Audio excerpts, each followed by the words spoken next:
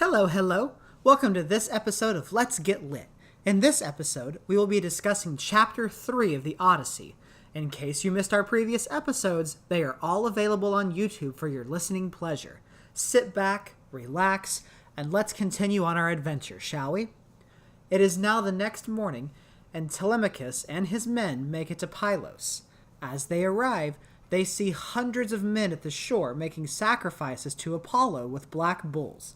When they set anchor, Athena tells Telemachus not to be worried or nervous. She reminds him that this voyage has been made to find answers about his father. She tells him to go straight to Nestor and ask him about his father. She reassures Telemachus that Nestor is a great man and will answer him truthfully, whatever is asked of him. Telemachus asks Athena, she's still disguised as mentor, how he should go about talking to Nestor. He admits he doesn't know how to hold a long conversation, and he asks how best to question Nestor. Athena, still disguised as mentor, reassures him it will all be okay, and that heaven and the gods are with him. Athena leads Telemachus to Nestor, sitting in the middle of his people on the shore, with his 3 sons. Everyone around him was busy getting the meats ready for and from the sacrifices. When everyone saw the strangers, they welcomed them with open arms. Pisistratus, son of Nestor, took them and sat them by Nestor on sheepskin. He then gave them food and drinks, starting with Athena, still disguised as mentor. Pisistratus tells them to make offerings to Poseidon, which is who they are worshipping with this particular festival. All of his men and himself gave their praise to Poseidon. Athena takes the cup and makes a prayer to Poseidon. She asks him to bless all of the people who are worshipping him. She also asks to bless Nestor and his people, who have built offerings as well. Lastly, to grant safe travels to herself and Telemachus. After her, Telemachus follows suit, and so does everyone else. They then eat and drink all they can. Nestor begins to speak. Nestor asks who these strangers are and if they are friends or if they are foes. Telemachus answers him and tells him that he is from Ithaca and that he has a private matter he would like to discuss with him. He says that he is looking for information about his father Odysseus. He says that everyone knows the fate of other heroes from the Battle of Troy, but not of Odysseus. He then asks Nestor if he may know any information, whether his father was killed at battle or lost on the sea. He then tells Nestor to please not spare any details, no matter how gruesome they may be. He wants to know everything. Nestor tells Telemachus that the Battle of Troy was a very sad tale, and that it is too long to tell him. He says that he could go on and on for 5 to 6 years and still not tell all of it. He also says that it's very tragic and very depressing. He then gives a short list of the heroes who fell. Nestor says it was a long 9 years that they had to fight. He then goes on to say that he can't believe Telemachus is the son of Odysseus, but that when Telemachus talks, he does sound just like his father. He tells Telemachus that Nestor and Odysseus were good friends and shared no bad blood between them. He then says that he knew Odysseus had sailed off the shore of Troy, but that Athena also killed many men and destroyed many ships on their way home. He then says that Agamemnon and Menelaus had a great fight. Nestor says that this fight was caused by Athena's doing. Menelaus wanted to sail straight home, while Agamemnon wanted to offer hecatombs to Athena to try and please her before their trip home. This then split up the Achaeans into 2 groups. Half of the men went with Menelaus, and the other half stayed on the shore with Agamemnon. The next morning, the half that sided with Menelaus sailed off with their portions of food, women, and so on. The seas were calmed, and they sailed for a good long time. As they were sailing, though, Zeus decided to start another fight, this time between Menelaus and Odysseus. This resulted in half of the ship and crew heading back to Agamemnon to apologize and make peace. Nestor did not want to go with Odysseus, but stayed with Menelaus, and traveled back homeward. He goes on to talk about how they had to sail slowly and make offerings to the gods to keep on track. He says that that was the only way they were able to make it back safely. Nestor then tells Telemachus that he doesn't know the fate of everyone, but he would tell him all that he does know. Nestor goes on to tell Telemachus everyone who came home safely. He then tells of Agamemnon's terrible tragedy that awaited him when he had made it home. He then asks Telemachus to tell of his rank.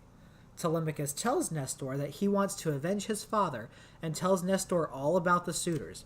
Nestor responds by saying that he has heard of this ordeal going on at Odysseus' house. Nestor then says that Odysseus very well may come back, and if he does, he might have the power of the Achaeans behind him. Nestor then says that Odysseus had the love of Athena with him, and that if Athena would love Telemachus as much as she loved Odysseus, then all will be well. Telemachus says that he could only hope to be this lucky, but he probably isn't. Athena gets a little upset and tells Telemachus that she wouldn't care how long it takes to get home, just as long as she got home safely. She wouldn't want what happened to Agamemnon to happen to her. Telemachus tells Athena, who's still mentor, that they should talk no more about the subject. He says that he doesn't believe his father will ever come home. He then asks Nestor, because he is older and wiser, how the fate of Agamemnon came to be. Nestor says that while he and Agamemnon were fighting in the Battle of Troy, Aegisthus was back in Mycenae wooing Agamemnon's wife. At first, the wife wanted nothing to do with Aegisthus. Nestor also stated that Agamemnon had also hired a guard to watch over his wife while he was gone. Aegisthus then kidnapped the guard and sent him to a deserted island to die. After this, he started to woo Agamemnon's wife again, and this time, after a while, she was going over to his house. He spoiled her with gifts, offerings, and more because he was rich, and he became that way very quickly.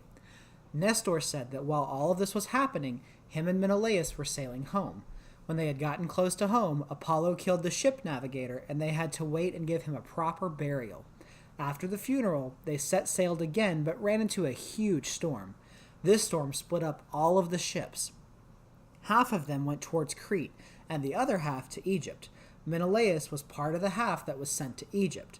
While he was there, he acquired much gold and substance for him and his people.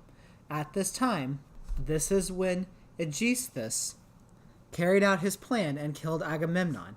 Aegisthus ruled over Mycenae for 7 years, and everyone obeyed him. In the 8th year, Agamemnon's son, Orestes, came back and murdered Aegisthus. Orestes then celebrated his mother and father's funeral. On this very day, Menelaus made it back home with enough gold to fill all of his ships. Nestor then tells Telemachus not to travel too far away from his home, and not to leave his home unsupervised for too long as well. Yet he should fear that they will eat him out of house and home.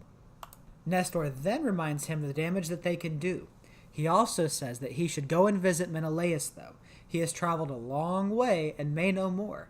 He then offers Telemachus boats, chariots, and his own sons to accompany him to Sparta. He also says to ask Menelaus any questions, for he is a great and noble man. Menelaus will answer any question of Telemachus's truthfully. Athena then speaks and says it is late and that they should go to bed and get some sleep. They all obey, and they make their last sacrifices and drink offerings and get ready for bed. As Telemachus and Athena were getting close to the ship, Nestor stopped them. He tells them to come with him and sleep in his house. He says that if they don't, he will be greatly offended and ashamed to let the son of his best friend sleep on a ship and not at his own house. Athena tells Nestor that Telemachus is now his guest, but that she needs to go back to the ship and make sure that everything is getting done. Also, that Nestor should send Telemachus to Sparta on his best horses and chariots. Also, to send his sons to Sparta with Telemachus.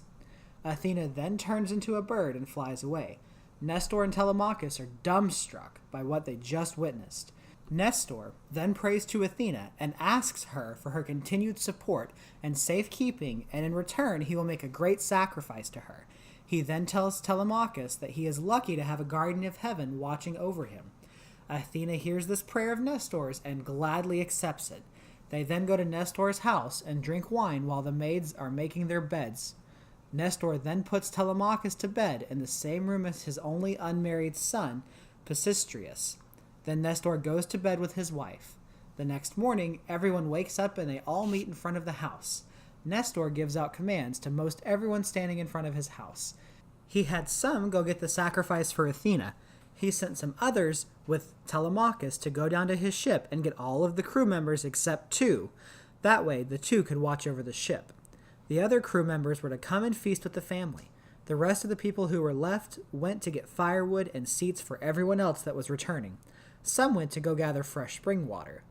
All of the duties were being done, and Athena came by to accept her gift that was promised to her.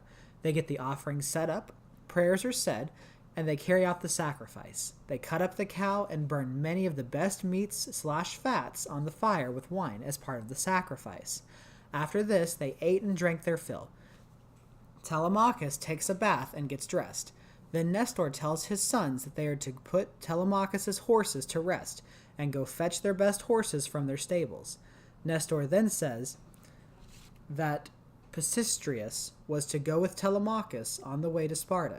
The servants prepare a bag of food and drink for Telemachus and Pisistratus.